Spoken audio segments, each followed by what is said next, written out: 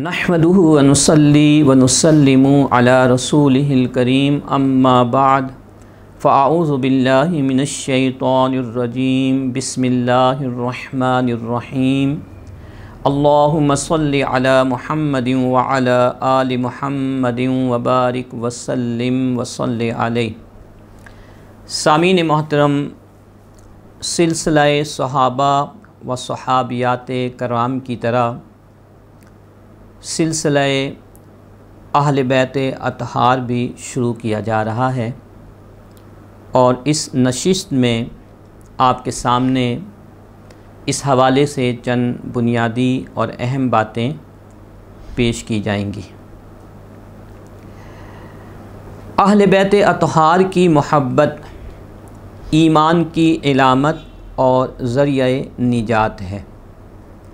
कुरान मजीद फ़ुरक़ान हमीद की कई आयात करीमा और नबी करीम अलैहिस्सलातु व तस्लीम की बहुत सारी अहादीस मुबारका हमें ये बताती हैं कि ईमान की हकीकी हलावत को पाने के लिए जिस तरह रसूलुल्लाह सल्लल्लाहु अलैहि वसल्लम के जुमला सहाबाए कराम की मोहब्बत, उनकी ताज़ीम व तकरीम इंतहाई लाजिम है, बिल्कुल इसी तरह अहले बैत अतहार की मोहब्बत और ताज़ीम व तकरीम भी ज़रूरी है। कोई भी इमाम या मुजतहिद मकाम व मर्तबा को नहीं पा सकता जब तक कि वो रसूलुल्लाह सल्लल्लाहु अलैहि वसल्लम के काशान अक़दस से ताल्लुक़ रखने वाले इन अहले बैत अतहार की मोहब्बत अपने अंदर पैदा ना करें। चुनाचे अपने ज़माने के एक बहुत बड़े मुहद्दिस और फ़क़ीह हज़रत अल्लामा अब्दुर्रऊफ़ मुनावी रहमतुल्लाह ताला अलैह फरमाते हैं कि कोई भी इमाम या मुजतहिद ऐसा नहीं गुज़रा कि जिसने अहले बैत अतहार की मोहब्बत से बड़ा हिस्सा और नुमाया फ़ख्र ना पाया हो। और हज़रत अब्दुर्रऊफ़ मुनावी रहमतुल्लाह ताला अलैह के इस कौल मुबारक की तशरीह करते हुए हज़रत अल्लामा यूसुफ़ निबहानी रहमतुल्लाह अलैह फरमाते हैं कि जब उम्मत के इन पेशवाओं का ये तरीक़ा है तो किसी भी मोमिन को लायक नहीं कि वो इनसे पीछे रहे। यानी हर मोमिन पर यह लाजिम है कि वह अहले बैत अतहार की मोहब्बत अपने दिलो दिमाग में पैदा करे। हज़रत अल्लामा मुफ्ती मोहम्मद नईमुद्दीन मुरादाबादी रहमतुल्लाह ताला अलैह ने अपनी शुहरा आफाक तफसीर ख़ज़ाइनुल इरफ़ान में सूरह अश्शूरा की आयत नंबर 23 के तहत लिखा कि हुज़ूर सैयद आलम सल्लल्लाहु अलैहि वसल्लम की मोहब्बत और आपके अकारिब की मोहब्बत दीन के फ़राइज़ में से है। यानी जिस तरह दीगर फ़राइज़ हम पर आयद हैं, लाजिम हैं, नमाज है, रोज़ा है, हज है, इसी तरह अहले बैत अतहार की मोहब्बत भी हम पर फ़र्ज़ है। लेकिन यहाँ एक सवाल ये पैदा होता है कि अहले बैत अतहार में कौन कौन से नुफूस कुदसिया शामिल हैं, किन अहबाब को, किन अफराद को और खुश नसीबों को अहले बैत अतहार में होने का शर्फ़ हासिल है। इस हवाले से चंद बातें इंतहाई अहम आपके सामने पेश की जा रही हैं। उमूमी तौर पर जब हम अहले बैत अतहार कहते हैं तो इस लफ्ज़ को सुनते ही हमारे जहनों में पंजतन पाक का तसव्वुर पैदा हो जाता है। पंजतन पाक से मुराद जनाब रसूल करीम रऊफ़ुर रहीम सल्लल्लाहु अलैहि वसल्लम, हज़रत अली शेर खुदा, हज़रत फ़ातिमतु ज़हरा, हज़रत इमाम हसन और हज़रत इमाम हुसैन रिदवानुल्लाहि ताला अलैहिम अजमाइन کا تصور پیدا ہو جاتا ہے۔ اور عام طور پر لوگ اہل بیت اطہار سے یہی سمجھتے ہیں کہ اہل بیت اطہار میں یہی 5 نفوس قدسیہ شامل ہیں۔ تو عرض یہ ہے کہ اہل بیت اطہار میں یہ تو شامل ہے ہی، لیکن ان کے علاوہ بھی رسول اللہ صلی اللہ علیہ وسلم کے کاشان اقدس، آپ کے گھر مبارک سے تعلق رکھنے والے دیگر نفوس قدسیہ بھی اہل بیت اطہار میں شامل ہیں، جیسے رسول اللہ صلی اللہ علیہ وسلم کی جملہ ازواج مطہرات، جن میں حضرت عائشہ، حضرت حفصہ، حضرت ام حبیبہ رضی اللہ تعالی عنہن، نبی کریم علیہ السلام کی بیٹیاں جو حضرت فاطمہ الزہرا رضی اللہ تعالی عنہا کے علاوہ ہیں، حضرت زینب، حضرت رقیہ، حضرت ام کلثوم، اور نبی کریم علیہ السلام کے وہ صاحبزادگان جو چھوٹی عمر ہی میں اللہ کو پیارے ہو گئے، وہ سب اہل بیت اطہار میں آتے ہیں۔ اسی طرح اہل بیت اطہار کا مفہوم اس سے بھی زیادہ وسیع ہمیں ملتا ہے کہ وہ صحابہ کرام جو نبی کریم علیہ الصلاۃ والتسلیم کے گھر مبارک میں کثرت سے حاضر ہوتے تھے، اور جنہیں نبی کریم علیہ السلام کے خدام خاص ہونے کا شرف عظیم حاصل تھا، جیسے حضرت سلمان فارسی، حضرت زید بن حارثہ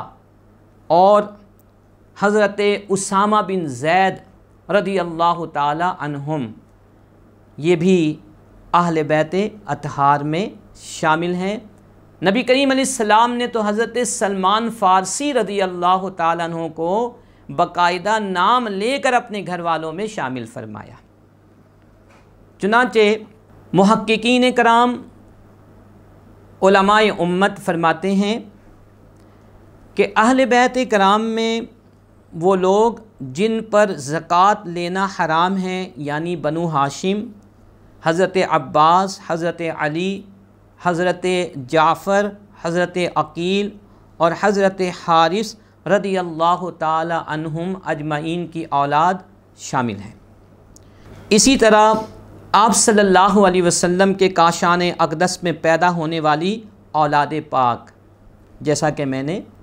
ابھی ذکر کیا،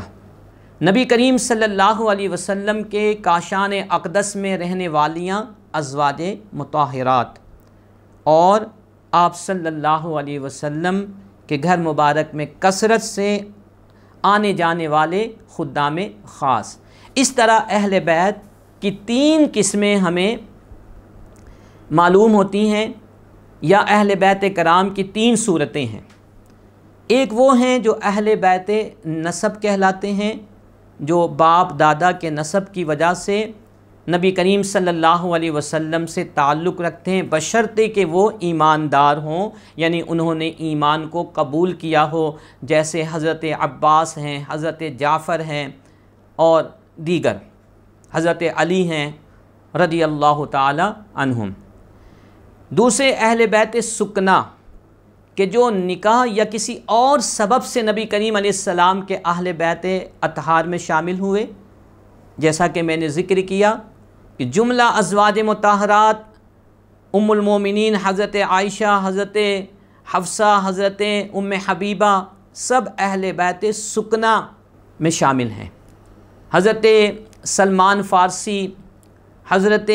زید بن حارثہ اور اسامہ بن زید، یہ بھی اہل بیت سکنا میں شامل ہیں۔ اور اہل بیت اولاد، یہ اہل بیت کی تیسری صورت ہے کہ جس میں نبی کریم علیہ الصلاۃ والتسلیم کے مبارک گھر میں پیدا ہونے والی آپ کی اولاد شامل ہیں۔ یہ بات بھی اپنے ذہن میں رکھیے کہ جب مطلق اہل بیت کا لفظ بولا جاتا ہے تو محققین کرام فرماتے ہیں کہ اس سے یہ تینوں جو اہل بیت کی قسمیں ہیں شامل ہیں۔ ہمارے ہاں اس حوالے سے افراط و تفریط پائی جاتی ہے۔ بعض وہ ہیں کہ جو صرف پنجتن پاک کو اہل بیت کرام میں شامل کرتے ہیں اور ازواج مطہرات اور دیگر کو نکال دیتے ہیں۔ بعض وہ ہیں جو صرف ازواج مطہرات کو اہل بیت اطہار میں شامل کرتے ہیں اور پنجتن پاک کے حوالے سے درست رائے نہیں رکھتے۔ یہ افراط و تفریط ہے۔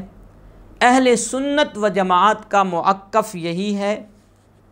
کہ اہل بیت اطہار میں جہاں یہ پنجتن پاک شامل ہیں، حضرت نبی کریم صلی اللہ علیہ وسلم، حضرت علی شیر خدا، خاتون جنت حضرت فاطمۃ الزہرا رضی اللہ تعالی عنہا، حضرت امام حسن و حسین، اسی طرح نبی کریم علیہ السلام کی جملہ ازواج مطہرات اور حضرت اسامہ بن زید، حضرت سلمان اور حضرت زید بن حارثہ بھی شامل ہیں۔ چنانچہ صدر الافاضل مفتی محمد نعیم الدین مراد آبادی رحمۃ اللہ تعالی علیہ سورہ احزاب کی آیت نمبر 33 کی تفسیر میں ارشاد فرماتے ہیں کہ اس آیت سے اہل بیت کی فضیلت ثابت ہوتی ہے اور اہل بیت میں نبی کریم صلی اللہ علیہ وسلم کی ازواج مطہرات اور حضرت خاتون جنت فاطمۃ الزہرا اور حضرت علی مرتضیٰ اور حسنین کریمین رضی اللہ تعالی عنہم سب داخل ہیں۔ آپ اپنی مشہور کتاب سوانح کربلا میں اس حوالے سے مزید لکھتے ہیں، اسی آیت کریمہ کی تشریح میں، کہ دولت سرائے اقدس میں سکونت رکھنے والے اس میں داخل ہیں، کیونکہ وہی اس کے مخاطب ہیں۔ چونکہ اہل بیت نسب کا مراد ہونا مخفی تھا، اس لیے سرور عالم صلی اللہ علیہ وسلم نے اپنے اس فعل مبارک سے، یعنی چادر میں لپٹا کر بیان فرما دیا کہ مراد اہل بیت سے عام ہیں، خواہ بیت مسکن کے اہل ہوں جیسے ازواج مطہرات یا بیت نسب کے اہل ہوں یعنی بنی ہاشم و مطلب۔ تو سامعین محترم، اس مختصر سی گفتگو میں یہ بات کھل کر سامنے آ گئی کہ جب ہم اہل بیت اطہار کا لفظ استعمال کرتے ہیں تو اس سے مراد صرف پنجتن پاک نہیں بلکہ ازواج مطہرات اور وہ صحابہ کرام بھی ہیں کہ جنہیں رسول اللہ صلی اللہ علیہ وسلم نے بالخصوص اپنے گھر والوں میں شامل کیا اور ان کو یہ اعزاز عطا فرمایا اور ان کی شان و عظمت کو چار چاند لگا دیے۔ اللہ تعالیٰ جملہ اہل بیت اطہار سے ہمیں حقیقی محبت کرنے کی توفیق عطا فرمائے۔ وما علیہ الا البلاغ المبین۔